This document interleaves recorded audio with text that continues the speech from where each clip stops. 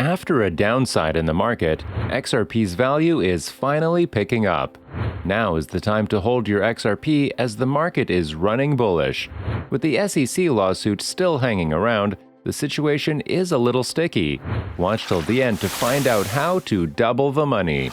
Subscribe to our channel and make sure to enable all your notifications to keep up with all the hottest secrets in the world of XRP. It was on the 22nd of December 2020 that the United States Securities and Exchange Commission filed a legal action against Ripple Labs. From 2013 to 2020, in a span of 7 years, Ripple witnessed an exponential growth and went on to gain $1.3 billion by selling XRP tokens. The SEC put this staggering growth under scrutiny and interfered. The SEC's primary accusation was that Ripple had not registered the sale of XRP tokens under the U.S. federal security laws. The SEC filed this lawsuit based on the claim that Ripple is a security. The SEC's complaint also alleges that starting in 2013, Ripple raised money by selling XRP to investors in the U.S. and abroad as unregistered security offerings. Ripple was also accused of exchanging billions of XRP tokens for non-cash consideration, including labor and market-making services. These moves, according to the SEC, are a violation of Section 5 of the Securities Act of 1933. The SEC's complaint also accused the current CEO of Ripple, Brad Garlinghouse, and Chris Larson, the co-founder and former CEO of Ripple, of the crime of carrying out unregistered sales of XRP tokens that were worth around $600 million for personal purposes. The SEC claims it is pursuing consumer protection, but it has indeed harmed consumers, as the class action lawsuit from 18,000 XRP holders against the SEC attests. The sudden SEC action to declare Ripple a security has precipitated the delisting of XRP on many currency exchanges, causing the value of XRP to drop. The irony is that there are multitudes of laws and regulators for financial services, but they say little about cryptocurrency. The emergence of cryptocurrency has led to a mad dash by no less than 8 regulators asserting jurisdiction over the technology, with little guidance from Congress.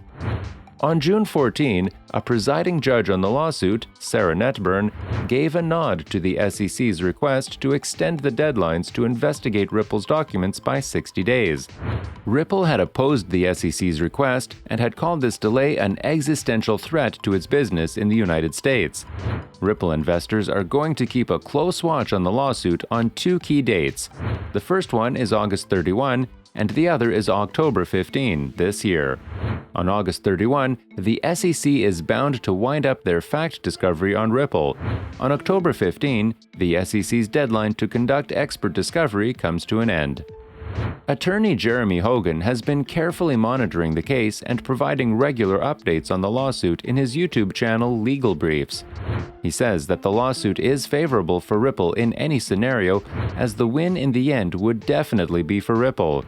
He says that the settlement between the two entities is going to take place after the discovery phase. Discovery phase is a pre-trial phase where both the parties, SEC and Ripple Labs, will present before the court relevant information they gathered against each other. This phase exists in case the parties could reach a settlement before the judiciary gets involved. There is a reason why Forbes magazine called this trial the cryptocurrency trial of the century. Financial experts everywhere had called out the SEC's move as an overreach by a regulatory body. In 2015, the U.S. Departments of Justice and Treasury had recognized XRP as a currency. But this did not deter the SEC from filing a lawsuit against the company on a vague claim. The conflicting approaches amongst U.S. regulatory agencies show a lack of a more organized framework for cryptocurrencies. While permissionless innovation has helped to advance cryptocurrency, regulators will seek new things to regulate, as there is no solid framework to check their actions. Ripple has also raised the question of due process. The SEC says it has the right to impose billions of dollars in fines over sales that began 7 years before the lawsuit was even filed. The SEC's action shows us that it is time to focus on a thorough evaluation of the fundamental financial characteristics of crypto products. When such new products like crypto assets begin to attract a great number of users, Administrative regulation is there to burrow into the weeds and either trigger congressional action, categorize the product according to current rules, or change the boundaries to ensure market stability and competitive fairness. The U.S. is perhaps the only country that has a dual system of banking with hundreds of state and federal regulators bumping into each other and fighting over jurisdiction. Even though this is just a sweeping generalization, the redundancy and inefficiency in the system is something that definitely needs to be improved. Since the Federal Reserve began in 1913, there have been efforts to bring about a proper method of regulation. 17 bills have been introduced in Congress proposing reorganization structures for prudential regulation, and over 20 government commissions or initiatives have been set up that evaluated and developed reorganization proposals. If the recommendations of financial advisors had been paid any heed to by the government, there is a possibility that much of the financial meltdown in 2008, which was triggered by risk hiding in plain sight in the unregulated parts of the markets, could have been avoided. With technology dominating the financial landscape, according to financial expert Thomas Vartanian, now is the time to regulate financial activities rather than just regulating banks. Vartanian says that the U.S. Congress is of the belief that more the regulation, the safer the system is. This belief leads to poorly defined methods of regulation. The redundancy brought about by it and the lack of smart regulation through the enactment of law after law that is setting the stage for financial crises to keep happening. The problem is that there is very little research and analysis of the role that government policy has played in creating or facilitating financial crises. In his book, 200 Years of American Financial Panics, Vartanian shifts the focus to examine regulatory aspects, unlike most books and papers on the issue that focus on bankers, market speculation, and wealthy exploiters. While those are indeed factors in every crisis, they are often triggered or made worse by government policies such as protective tariffs, housing incentives, rate controls, and segmented oversight. The United States, despite having the most comprehensive regulatory system and the most powerful central bank, has the greatest number of financial disasters compared to every other industrialized country around the world. Please do note that the prices of crypto keep changing frequently, so by the time you watch this video, it might have changed to a whole new value. This video is for informational purposes only and should not be treated as any sort of financial advice. Do conduct your own research and consult a financial advisor before making any investment decisions. Now, let us take a look at some price predictions for XRP. According to Wallet Investor, the XRP price can go up from $1.22 to $1.70 in 1 year. The long-term earning potential, according to this site, will be increasing by 39.12% in 1 year. Ripple price started in 2021 at 22 cents. These days, Ripple is trading at above $1, so the price has already increased by 457% from the beginning of the year. The forecasted Ripple price, according to coinpriceforecast.com, at the end of 2021 is $2.35, which would mean a 90% rise from today's price. In the first half of 2022, the Ripple price will climb to $2.68, and in the second half, the price would add 80 cents.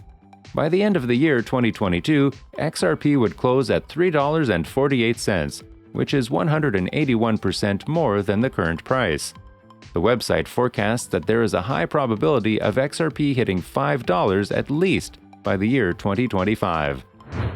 The XRP token went up by 60% in just a week's time and exceeded $1.30 earlier on August 15. This is XRP's highest price level since the middle of May. XRP was barred from many crypto exchange platforms due to the lawsuit filed by the SEC, including from Binance. Once the lawsuit is over with, XRP is going to be relisted in all the major coin exchanges it was removed from. This is going to further positively impact the rise of XRP as the #1 crypto out there. XRP is worth $1.22 per token as of the 17th of August, the time of making this video. At the time of writing this cryptocurrency had a total market cap of $56,820,843,235. Ripple Labs is a leading innovator in the field of blockchain technology. It has not limited itself to just the cryptocurrency aspect of its services and has more institutional adoption and relevance in the world of macro finance. The Bank of International Settlements had famously published a report on the declining use of banks for cross-border payments.